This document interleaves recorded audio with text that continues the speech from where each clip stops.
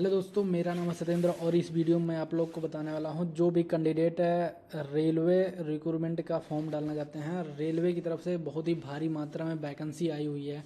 जो भी candidate railway में फॉर्म डालने के लिए इंटरेस्टेड है उनके लिए बहुत ही बड़ी खुशखबरी आ चुकी है। ये वैकेंसी जो है रेलवे साउथर्न रेलवे की तरफ से वैकेंसी आई हुई है। इस वैकेंसी के बारे में कंप्लीट जानकारी मैं इस वीडियो में देने वाला हूं। फॉर्म को कैसे आप ऑनलाइन करेंगे, इसका लास्ट डेट कब है, स्टार्टिंग डेट कब है और कितनी फ़ीस होने वाली है और इसका एज लिमिट क्या होने वाला है और कौन कौन से कैंडिडेट इसके लिए एलिजिबल हो सकते हैं, ये सारी इन्फॉर्मेशन मैं इस वीडियो में बताने वाला हूँ। वीडियो को पूरा देखेंगे तभी उसके बारे में आपको प्रॉपर जानकारी मिल पाएगा। चलिए मैं आपको अपने लैपटॉप के स्क्रीन पे ले चलता हूँ और वहाँ से दिखाना शुरू करता हूँ। मैं अपने लैपटॉप की स्क्रीन पे आ चुका हूँ और मैंने ये सरकारी.com की वेबसाइट ओपन कर रखा है, जिनका रेफरेंस लेके मैं इस वैकेंसी के बारे में कंप्लीट जानकारी आपको देने वाला हूँ। सबसे पहले यहाँ पे देखिएगा रेलवे रिक्रूटमेंट सेल RRCSR, यानी कि ये जो वैकेंसी निकली है साउदर्न रेलवे की तरफ से ये वैकेंसी निकली हुई है। साउदर्न रेलवे की तरफ से ये वैकेंसी 2860 पदों पर वैकेंसी निकली हुई है। जो भी कैंडिडेट इस वैकेंसी में इंटरेस्टेड है वो इस वैकेंसी को डाल सकते हैं। इसका जो स्टार्टिंग डेट है यहाँ पे दिया गया है 29/1/2024, यानी कि ये जो फॉर्म डालना शुरू हुआ था ये कल से ही हो गया था और इसका जो लास्ट डेट है वो 28 फरवरी 2024 दिया गया है। आप इसे 28 फरवरी 2024 तक 5 बजे तक डाल सकते हैं। पेमेंट जो है आपका वो 28 फरवरी तक आप जमा कर सकते हैं। 28 फरवरी के बाद आपका पेमेंट जो है वो जमा नहीं होगा। अब बात कर लेते हैं इनके फीस के बारे में। जनरल OBC EWS वालों के लिए 100 रुपये है। SC ST और PH कैंडिडेट के लिए 0 रुपये लगेगा। ऑल कैटेगरी फीमेल के लिए 0 रुपये लगेगा। पेमेंट जो आपका वो net banking, credit card, net और डेबिट कार्ड के थ्रू आप इसे ऑनलाइन कर सकते हैं। बैंक का जो आपका रहेगा वो SBI बैंक से आप इसका पैसा कटवा सकते हैं। अब बात कर लेते हैं इनके एज के बारे में कि आपकी एज कितनी होनी चाहिए। आपकी मिनिमम एज जो है वो 15 वर्ष होनी चाहिए। मैक्सिमम एज आपकी जो है 24 वर्ष होनी चाहिए। एज रिलैक्सेशन जो आपको मिलेगा वो ईस्ट सेंट्रल रेलवे रिक्रूटमेंट की तरफ से इनका जो एज रिलैक्सेशन होता होगा, ये साउदर्न रेलवे का जो एज रिलैक्सेशन होता होगा उनके अकॉर्डिंग आपको एज रिलैक्सेशन दिया जाएगा। अब यहाँ पे बात कर लेते हैं वैकेंसी के बारे में। वैकेंसी यहाँ पे 2860 पदों पे वैकेंसी निकली हुई है। ये जो वैकेंसी हुई है वो साउदर्न रेलवे की तरफ से निकली हुई है वैकेंसी अप्रेंटिस ट्रेड के लिए। अप्रेंटिस जो स्टूडेंट अप्रेंटिस करना चाहते हैं उनके लिए वैकेंसी है। ट्रेड जो आपका टोटल पोस्ट जो दिया गया है वो 2807 पदों वैकेंसी निकली हुई है।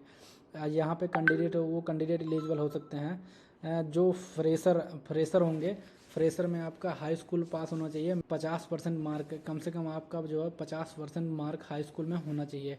ITI, अगर आप ITI के होंगे तो आपका हाई स्कूल होना चाहिए। हाई स्कूल के बाद आपके पास ITI का सर्टिफिकेट होना चाहिए विद रिलेटेड ट्रेड। आपका ट्रेड मैं बता दूंगा ट्रेड कौन कौन से ट्रेड आपके होनी चाहिए ITI में ये। लेकिन आपके पास जो एलिजिबिलिटी होनी चाहिए वो हाई स्कूल की मार्कशीट होनी चाहिए और ITI की भी मार्कशीट होनी चाहिए। अगर आप हाई स्कूल किए हैं, अगर आपका परसेंटेज जो 50% ज़्यादा होगा तो ही आप इस फॉर्म को ऑनलाइन कर पाएंगे और ITI में भी आपका 50% से लगभग ऊपर होना चाहिए।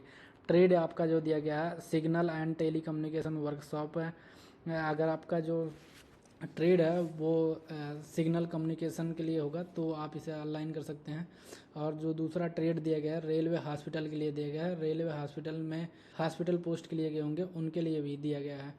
और यहाँ पे कैर्ज एंड बोगन वर्क्स, यहाँ पे जो मतलब बोगियों में काम होता है, बोगियों के लिए जो ट्रेड मतलब रिलेटेड ट्रेड होती है उसके लिए भी यहाँ पे निकाला गया है। अब ये वैकेंसी उसी प्रकार से निकाला गया है। ये कुछ ट्रेड यहाँ पे दिया गया है और बाकी ट्रेड के बारे में मैं आपको कंफर्म जानकारी दे देता हूँ कि कौन कौन से ट्रेड यहाँ पे होने वाले हैं। ITI में आपका कौन कौन सा ट्रेड होने वाला है ये जो लिखा गया है ये आपका डिवीज़न वाइज वैकेंसी दी गई, कौन कौन से डिवीज़न में कितनी वैकेंसी निकली हुई है। अब बात कर लेते हैं ITI अगर आप किए होंगे तो ITI के लिए कौन कौन से डिवीज़न में आपको वैकेंसी देखने के मिलेगी। जो भी कैंडिडेट ITI किए होंगे, ITI अगर उनका जो है उनका ट्रेड जो है सिग्नल एंड टेली कम्युनिकेशन होगा तो ही आप इस फॉर्म को अप्लाई कर सकते हैं। और ये पलक्कड़ डिवीज़न के लिए निकला हुआ है। और इलेक्ट्रिकल वर्कशॉप, अगर आप इलेक्ट्रिकल से किए होंगे तो आप इलेक्ट्रिकल भी ट्रेड आपका होगा तो इलेक्ट्रिकल के लिए डाल सकते हैं। मैकेनिकल किए होंगे तो मैकेनिकल के लिए डाल सकते हैं। इलेक्ट्रॉनिक्स किए होंगे तो इलेक्ट्रॉनिक्स के लिए डाल सकते हैं। ये सभी ट्रेड दिया गया है। इस ट्रेड के मुताबिक आपका जो है ये पोस्ट निकला हुआ है। और देखिए कुछ डिवीज़न दिया गया है, जैसे जो भी कैंडिडेट डीजल मैकेनिक्स से किए होंगे, अपना उनका ट्रेड जो है वो डीजल मैकेनिक्स होगा, तो वो भी कैंडिडेट इस फॉर्म को डाल सकते हैं। और यहाँ पे टोटल जो पोस्ट दी गई है वो 2737 पोस्ट निकली हुई है। जो भी कैंडिडेट ITI किए होंगे विद हाई स्कूल मार्कशीट के साथ, अगर उनके पास हाई स्कूल होगा और ITI होगा तो वो लगभग उनके लिए जो पोस्ट निकली हुई है 2737 पोस्ट निकली हुई है।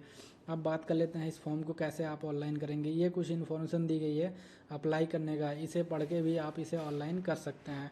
अब मैं इसका डायरेक्ट लिंक आपको वीडियो के डिस्क्रिप्शन में दे दूंगा, आप वहाँ से इसे ऑनलाइन कर पाएंगे। यहाँ पे देखिएगा अप्लाई ऑनलाइन पे क्लिक कीजिएगा। यहाँ पे हेयर क्लिक पे जैसे ही क्लिक करेंगे तो आपके सामने कुछ इस प्रकार के इंटरफेस की वेबसाइट ओपन होकर आ जाएगी। ये इनका ऑफिशियल वेबसाइट है, इसका लिंक मैं आपको वीडियो के डिस्क्रिप्शन में दे दूंगा। आप उस लिंक पे क्लिक करेंगे तो इनके डायरेक्टली ऑफिशियल साइट पे पहुँच जाएंगे और यहाँ से आप ऑनलाइन कर पाएंगे। इनका नोटिफिकेशन आप यहाँ से देख सकते हैं। इनका टाइमिंग एंड क्लोजिंग जो दिया गया है 28 फरवरी 2024 17 बज के, यानी कि आप इसे 28 फरवरी तक के 5 बजे तक ऑनलाइन करेंगे तो ऑनलाइन हो जाएगा। अगर जो भी कैंडिडेट इसको पहले इस फॉर्म को डाले होंगे वो लॉगिन करेंगे। अगर जो भी कैंडिडेट इस फॉर्म को नहीं डाले होंगे अभी तक तो वो सबसे पहले रजिस्ट्रेशन पे क्लिक करेंगे। रजिस्ट्रेशन पे जैसे ही क्लिक करेंगे तो आपके सामने कुछ इस प्रकार के इंटरफेस की वेबसाइट ओपन होकर आ जाएगी। जैसे ही इस प्रकार के इंटरफेस की वेबसाइट ओपन होकर आ जाएगी तो यहाँ पे देखिएगा आपको सेलेक्ट यूनिट, आप किस यूनिट में डालना चाहते हैं उस यूनिट को आप सेलेक्ट कीजिए। जैसे जो भी कैंडिडेट सेंट्रल वर्कशॉप है गोल्डन रोल के लिए डालना चाहते हैं वो डाल सकते हैं। कैरेज वर्कशॉप के लिए यहाँ पे डाल सकते हैं। सिग्नल कम्युनिकेशन के लिए अगर डालना चाहते हैं तो सिग्नल कम्युनिकेशन के लिए डाल सकते हैं। ये तीनों में से जिस भी कैंडिडेट आप मतलब जिसमें ही डालना चाहेंगे उसको सेलेक्ट करेंगे। उसको सेलेक्ट करने के बाद यहाँ पे आप जिस यूनिट में डालना चाहेंगे उस यूनिट को सेलेक्ट करेंगे। जैसे मान लेता हूँ पहले यूनिट में मैं डालना चाहता हूँ और यहाँ पे आप ITI के होंगे तो ITI सेलेक्ट करेंगे, फ्रेशर होंगे तो आप फ्रेशर सेलेक्ट करेंगे। जैसे मैं ITI अगर किया हूँगा तो मैं ITI सेलेक्ट करूँगा तो मेरे सामने एक ऑप्शन और आ जाएगा कि कौन से डिवीज़न में आपको डालना है। जैसे यहाँ पे सेंट्रल वर्कशॉप के लिए डालना है या दूसरे डिवीज़न में मुझे डालना है तो दूसरे डिवीज़न में मैं डालूँगा। अगर मैं यहाँ से फ्रेशर सेलेक्ट करूँगा तो फ्रेशर सेलेक्ट करने के बाद आपको भी यहाँ पे सेलेक्ट डिवीज़न के लिए कोई ऑप्शन नहीं आएगा, सेलेक्ट डिवीज़न पे आप नहीं कर सकते हैं। यहाँ से आप उनका फुल नोटिफिकेशन डाउनलोड करके चेक कर सकते हैं। यहाँ से मैं ITI सेलेक्ट कर ले रहा हूँ। सेलेक्ट करने के बाद मैं यहाँ पे अपना डिवीज़न सेलेक्ट करूँगा। डिवीज़न सेलेक्ट करने के बाद यहाँ से मैं जो मेरा ट्रेड होगा, जैसे मेरा ट्रेड फिटर है तो मैं फिटर सेलेक्ट करूँगा। फिटर सेलेक्ट करने के बाद यहाँ पे प्रोसीड फॉर नेक्स्ट पेज के लिए मैं यहाँ से करूँगा और यहाँ से मैं नेक्स्ट पेज पे चला जाऊँगा। नेक्स्ट पेज पे अगर आप देखिएगा यहाँ पे this error has been occurred once the following reason, मतलब कुछ रीजन की वजह से ये जो दिया गया है पेज ये ओपन नहीं हुआ। तो मैं दोबारा से बैक जाऊँगा। बैक जाने के बाद सेम अभी तो काफ़ी ज़्यादा एरर आ रहा है, एरर को मैं रिजॉल्व करके आपको कंफर्म करता हूँ। यहाँ पे आप देखिएगा कि मेरे सामने कुछ प्रोसेस ओपन होके आ चुका है। जैसे मैं देखिएगा सबसे पहले मैं क्या सेलेक्ट किया था, अपना यूनिट था वो यूनिट सेलेक्ट किया। फिर दूसरा मैं ITI सेलेक्ट किया। तीसरा मैं फिटर अपना सेलेक्ट किया। फिटर सेलेक्ट करने के बाद ये मेरे पास पेज ओपन होके आ गया है। इसी प्रकार से आपके पास भी ओपन होके आ जाएगा। इसके बाद यहाँ पे आप टिक कीजिएगा। टिक करने के बाद जैसे यहाँ पे आप कीजिएगा फिल अदर फॉर्म के लिए क्लिक कीजिएगा तो आपके सामने कुछ इस प्रकार के इंटरफेस की वेबसाइट आ जाएगी। इस प्रकार के इंटरफेस की वेबसाइट आने के बाद आप यहाँ पे इसको अच्छे तरह से रीड आउट कर लीजिएगा। यहाँ पे दिया गया है कि आपकी फ़ीस कितनी लगने वाली है। अगर आप जिस भी कैटेगरी में होंगे उस कैटेगरी से आपका फ़ीस लगेगा। फिर यहाँ पे आप इसको टिक पे कीजिएगा। टिक पे करने के बाद प्रोसेस टू फिल एप्लीकेशन, इस पर क्लिक करने के बाद आपके सामने इस प्रकार की इंटरफेस की वेबसाइट आ जाएगी। ये वेबसाइट जैसे ही आपके सामने आएगी तो यहाँ पे अपना नाम फिल कीजिएगा। आप देखिएगा यहाँ पे आपका जो आप पहले फिल किए थे वो सारी इन्फॉर्मेशन यहाँ आ गई है। यहाँ पे अपना नाम फिल कीजिएगा। नाम फिल करने के बाद फादर नेम का फिल कीजिएगा। इंडिया सेलेक्ट, अगर आप इंडिया से डाल रहे हैं तो इंडिया सेलेक्ट कीजिएगा। कौन से आप रिलीजन में डालना चाहते हैं, जो रिलीजन आपका होगा उस रिलीजन को सेलेक्ट कीजिएगा। आप यहाँ से मेल होंगे तो मेल, फीमेल होंगे तो फीमेल, ट्रांसजेंडर होंगे तो ट्रांसजेंडर, मैरिड होंगे तो मैरिड, अनमैरिड होंगे तो अनमैरिड। यहाँ पे आप जो आपकी कैटेगरी होगी उस कैटेगरी को यहाँ पे सेलेक्ट कीजिएगा। कैटेगरी सेलेक्ट करने के बाद यहाँ पे मोबाइल नंबर इंटर कीजिएगा। मोबाइल नंबर इंटर करने के बाद अपना मेल ID इंटर कीजिएगा। मेल ID इंटर करने के बाद आप नेक्स्ट पेज के लिए प्रोसीड कीजिएगा। जैसे मैं अभी यहाँ पे कुछ भर देता हूँ थोड़ा सा इन्फॉर्मेशन। मैं फादर नेम डाल दिया और किस रिलीजन में मैं सेलेक्ट करना चाहता हूँ मैं SR रिलीजन में सेलेक्ट करना चाहता हूँ और मैं मेल सेलेक्ट कर लिया हूँ। और यहाँ पे मैं अपना कैटेगरी कैटेगरी सेलेक्ट कर ले रहा हूँ। मोबाइल नंबर आपका मैं 9 डिजिट का डाल देता हूँ। मोबाइल नंबर डालने के बाद मैं प्रोसेस टू नेक्स्ट पेज के लिए प्रोसेस करूँगा। तो यहाँ पे जैसे नेक्स्ट पेज के प्रोसेस करूँगा तो मेरे सामने कुछ इस प्रकार के इंटरफेस की वेबसाइट आ जाएगी। यहाँ पे मुझे अपना एड्रेस डालना होगा। डालने के बाद यहाँ से आप जो भी मतलब आप जिस भी स्टेट के रहने वाले हैं उसी स्टेट को सेलेक्ट कीजिएगा। डिस्ट्रिक्ट यहाँ पे सेलेक्ट कीजिएगा। डिस्ट्रिक्ट सेलेक्ट करने के बाद पिन कोड नंबर सेलेक्ट करने के बाद यहाँ पे आप अपना आधार डालिएगा।